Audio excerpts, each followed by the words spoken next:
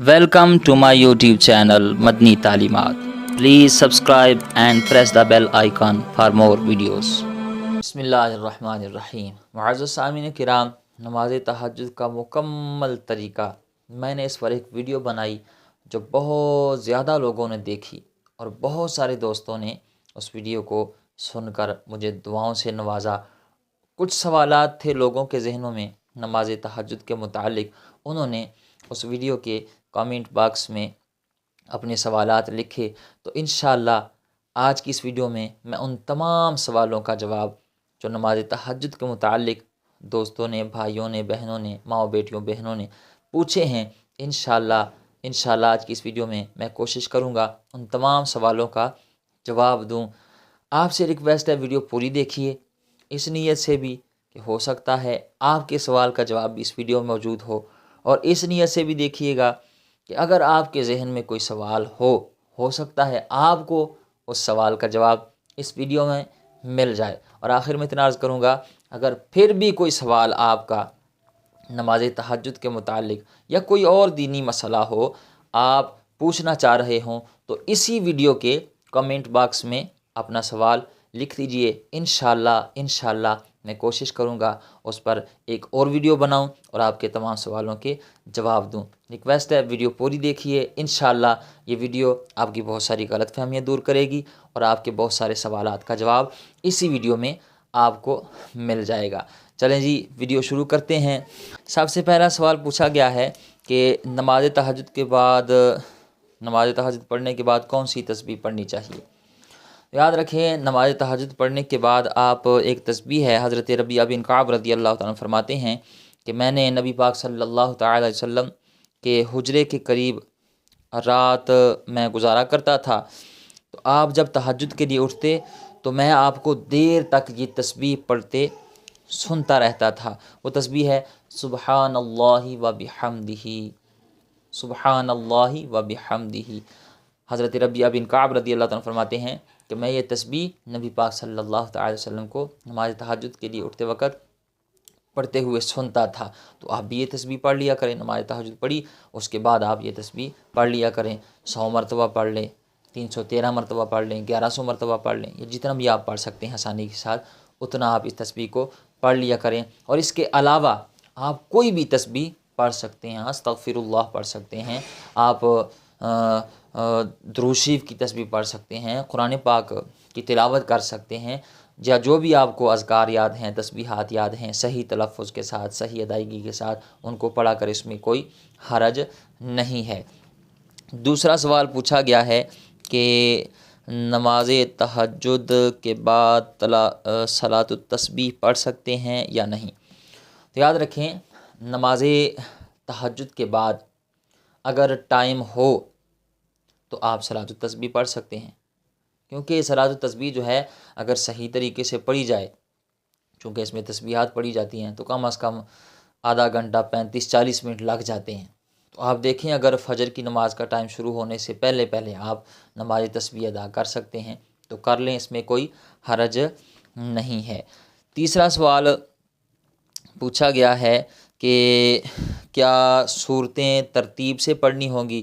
تو یاد رکھیں، جب بھی آپ نماز پڑھیں تو ترتیب کا ضرور خیال رکھیں. مثال کے طور پر ترتیب کیا ہے، آپ نے پڑھی قل یا ایھا الکافرون، یہ والی صورت آپ نے پڑھی پہلی رکعت میں، تو دوسری رکعت میں پھر آپ کو اگر یہی ایک صورت یاد ہے تو پھر اسی کو پڑھیں، ورنہ پھر اس سے اگلی صورت کو پڑھیں. یعنی پیچھے کی طرف نہ جائیں، قرآن پاک کی پیچھے کی طرف نہ جائیں. یعنی انا اعطیناک الکوثر، یہ قل یا ایھا الکافرون والی صورت سے پہلے آتی ہے، تو اس کی طرف نہ جائیں. اس سے آگے اذا جاء نصر اللہ یہ پڑھ لیں، تبت یدا ابی لہب وتب یہ پڑھ لیں، سورہ اخلاص پڑھ لیں، سورہ ناس، سورہ فلق پڑھ لیں، اگلی صورت پڑھیں، پیچھے کی طرف نہ جائیں. تو ترتیب کا ہونا یہ لازمی ہے. چوتھا سوال پوچھا گیا ہے کہ نماز تہجد کے بعد سو جانا چاہیے کہ نہیں.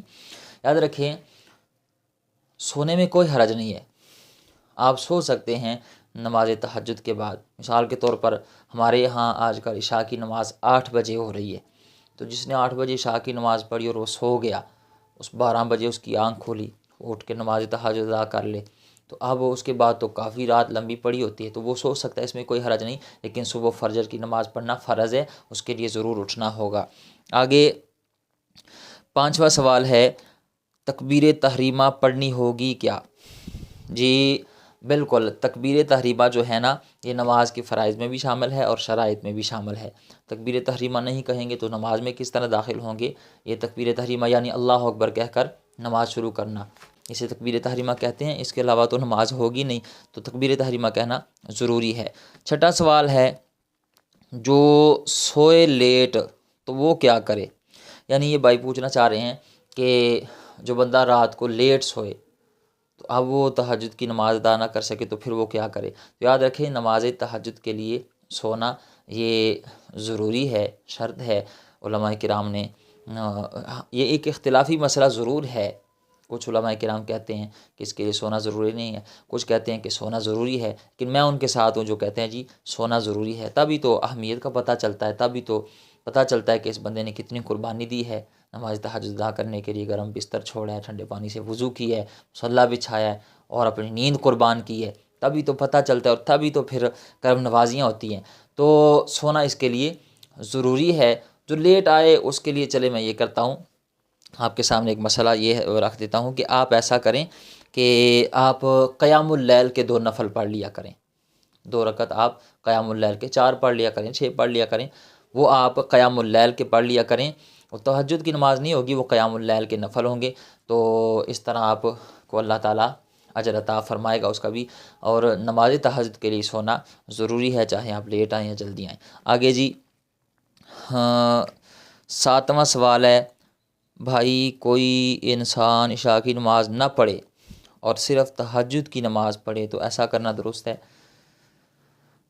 یہ بڑا عجیب سا سوال ہے کہ جی بندہ فرض نماز نہ پڑھے اور جو نفلی نماز تہجد کی وہ بندہ پڑھے تو ایسا کرنا ٹھیک ہے یا نہیں؟ یہ آپ خود سے ہی سوال کر لیں۔ جو اللہ نے فرض کیا ہوا ہے، جو اللہ کا حکم ہے، ہاں جی اس کا قرآن میں حکم ہے اور حدیث میں نبی پاک جو فرض ہے یار، ٹھیک ہے نا، اب بندہ وہ نہ پڑھے اور جو نفلی عبادت ہے جس کا اللہ نے فرض نہیں کیا ہوا، پڑھ لو تو ثواب ہے، نہ پڑھو تو گناہ گار نہیں، بندہ وہ نوافل پڑھتا رہے اور فرض کو چھوڑ دے تو چے معنی دارت، مطلب یہ کیسی عبادت ہے؟ ہاں جی آپ فرائض کی پابندی کریں، ٹھیک ہے نا، فرائض کی پابندی کریں، اگر نوافل رہ بھی جائیں تو اس میں کوئی حرج نہیں ہے، آپ ضرور ادا کریں نفلی نماز، اللہ آپ کو اس کا بہترین اجر عطا فرمائے گا، لیکن فرائض لازمی ہے۔ ایسا نہ کریں کہ جی صرف تہجد پڑھ لی اور صبح فجر بھی رہ گئی یا عشاء بھی رہ گئی، ایسا نہ کریں، ٹھیک ہے نا۔ آپ کو فرض پہلے پڑھنے ہوں گے اور نوافل تو ایک نفلی عبادتیں پڑھیں گے تو ثواب ہوگا، نہ پڑھیں گے تو گناہ گار نہیں ہوں گے۔ آگے جی 8واں سوال ہے ہر رکعت میں ایک ہی سورت پڑھ سکتے ہیں یا نہیں؟ جی اگر آپ کو ایک ہی سورت یاد ہے تو آپ ہر رکعت میں ایک ہی سورت پڑھ سکتے ہیں، اور اگر آپ کو مختلف صورتیں یاد ہیں تو کوشش کریں مختلف رکعتوں میں مختلف صورتیں پڑھیں، ہر صورت کا آپ کو اجر ملے گا، قرآن پاک کا مختلف حصہ پڑھنے کا اللہ تعالیٰ آپ کو اجر عطا فرمائے گا۔ اور اگر آپ کو ایک ہی صورت یاد ہے تو پھر آپ فرائض میں بھی اور نوافل میں بھی ایک ہی صورت کو پڑھ سکتے ہیں، اس میں کوئی حرج نہیں ہے۔ آگے جی 9واں سوال ہے کہ ولضالین آمین کے بعد بسم اللہ پڑھنا ضروری ہے؟ یاد رکھیں ولضالین آمین پڑھنے کے بعد بسم اللہ پڑھنا ایک مستحب اور مستحسن عمل ہے، یعنی اگر پڑھ لیں گے تو بہتر ہے، نہ پڑھیں گے تو نماز میں کوئی حرج نہیں، نماز ادا ہو جائے گی، تو بہتر یہ پڑھ لیں اور نہ پڑھیں گے تو کوئی حرج نہیں ہے۔ آگے جی 10واں سوال ہے نماز تہجد میں خشوع اور خضوع کیسے پیدا کریں؟ تو یاد رکھیں نماز تہجد میں خشوع اور خضوع پیدا کرنے کے لیے میں آپ کو ایک حدیث شریف سناتا ہوں، آپ سنیں گے آپ کا ایمان تازہ ہوگا۔ نبی پاک صلی اللہ تعالیٰ علیہ وآلہ وسلم نے ارشاد فرمایا کہ جو بندہ نماز تہجد کے لیے کھڑا ہوتا ہے نا تو اللہ تعالیٰ اس کو دیکھ کے مسکراتا ہے، اسے دیکھ کے اللہ تعالیٰ مسکراتا ہے۔ تو آپ جب نماز تہجد ادا کرنے کھڑے ہوں تو آپ شروع کریں نا ثنا سے، اور آپ کا ساتھ یقین کامل ہو کہ میرا رب مجھے دیکھ کے مسکرا رہا ہے، تو پھر خود ہی خشوع اور خضوع نماز میں پیدا ہو جائے گا، آپ کی خود ہی رکعتیں اور صورتیں آپ لمبی لمبی پڑھیں گے، پھر آپ کا سجدہ لمبا ہو جائے گا، رکوع لمبا ہو جائے گا، خشوع اور خضوع آٹومیٹکلی پھر اس میں پیدا ہوگا۔ آگے جی 11واں سوال ہے کہ تہجد کی نماز میں میری دعا قبول کیوں نہیں ہو رہی؟ یاد رکھیں آپ کو کیسے پتہ ہے کہ آپ کی دعا قبول نہیں ہو رہی؟ کیسے آپ کو پتہ ہے؟ آپ کو غیب کا علم جانتے ہیں؟ دعا جب بھی بندہ کرتا ہے نا تو اس کے 3 نتیجے ضرور ہوتے ہیں، یا تو فوراً اس کا وہ ثمر مل جاتا ہے، قبول ہو جاتی ہے، یا اس کے بدلے اللہ تعالیٰ کوئی اور چیز عطا فرما دیتا ہے۔ اللہ تعالیٰ ہی بہتر جانتا ہے نا کہ ہمارے حق میں کیا بہتر ہے، تو کوئی اور چیز اللہ تعالیٰ اس کے بدلے عطا فرما دیتا ہے، یا پھر اس کا اجر قیامت کے دن ملے گا۔ اور جب قیامت کے دن دعاؤں کی قبولیت کا اجر ملے گا تو نبی پاک صلی اللہ تعالیٰ علیہ وآلہ وسلم کی حدیث کا مفہوم ہے، فرمایا پھر بندہ دعا کرے گا، کاش، بندہ کہے گا ہائے کاش، افسوس، میری دنیا میں کوئی دعا قبول نہ ہوتی اور آج میری ساری دعائیں قبول ہوتی اور مجھے اللہ تعالیٰ اس کا اجر عطا فرماتا۔ تو آپ پڑھتے رہا کریں، دعا کرتے رہا کریں، اللہ کی بارگاہ میں دستے سوال دراز کرتے رہا کریں، وہ کریم ہے، وہ کچھ نہ کچھ اللہ تعالیٰ ضرور عطا فرماتا رہتا ہے۔ آگے جی سوال ہے 12واں کہ عشاء کی نماز کا ٹائم کب تک رہتا ہے؟ جی عشاء کی نماز کا ٹائم، اب روزے آ رہے ہیں، رمضان شریف کا مہینہ آ رہا ہے، جب سحری کا وقت ختم ہو جاتا ہے نا تو عشاء کی نماز کا بھی ٹائم ختم ہو جاتا ہے۔ اسی طرح تہجد کی نماز کا ٹائم بھی جب سحری کا وقت ختم ہو جاتا ہے، تہجد کی نماز کا ٹائم بھی ختم ہو جاتا ہے۔ آگے جی 13واں سوال ہے نماز تہجد کے لیے سونا ضروری ہے؟ جی بالکل سونا ضروری ہے، اختلافی مسئلہ ہے، میں نے پہلے بھی اس کا جواب دے دیا۔ آگے جی سوال ہے کہ اتحیات میں درود کے بعد کون سی دعا پڑھنی چاہیے؟ تو یاد رکھیں جو مشہور اور معروف دعا ہے وہ ہے رب اجعلنی مقیم الصلاۃ ومن ذریتی ربنا وتقبل دعاء ربنا اغفر لی ولوالدی وللمؤمنین یوم یقوم الحساب۔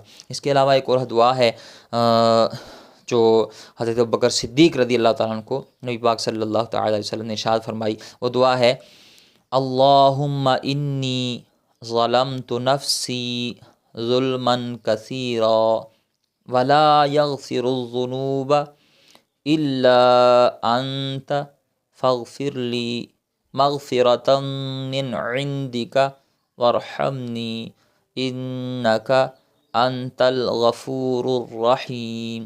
تو آپ یہ دعا بھی پڑھ سکتے ہیں۔ امید ہے آپ بات سمجھ گئے ہوں گے۔ آپ کے ذہن میں بھی کوئی سوال ہو، کوئی بھی دینی مسئلہ، رمضان شریف کے حوالے سے بہت سارے سوالات لوگوں کے ذہنوں میں ہوتے ہیں، روزے کے حوالے سے، تو آپ کا کوئی بھی سوال ہو آپ اسی ویڈیو کے کامنٹ باکس میں اپنا سوال لکھیں، انشاءاللہ میں آپ کو ضرور اس کا جواب دوں گا۔ امید ہے آپ بات سمجھ گئے ہوں گے۔ اللہ تعالی ہمیں عمل کرنے کی، دین کی صحیح معنوں میں سمجھ بوجھ عطا فرمائے، آمین بجاہ النبی الامین۔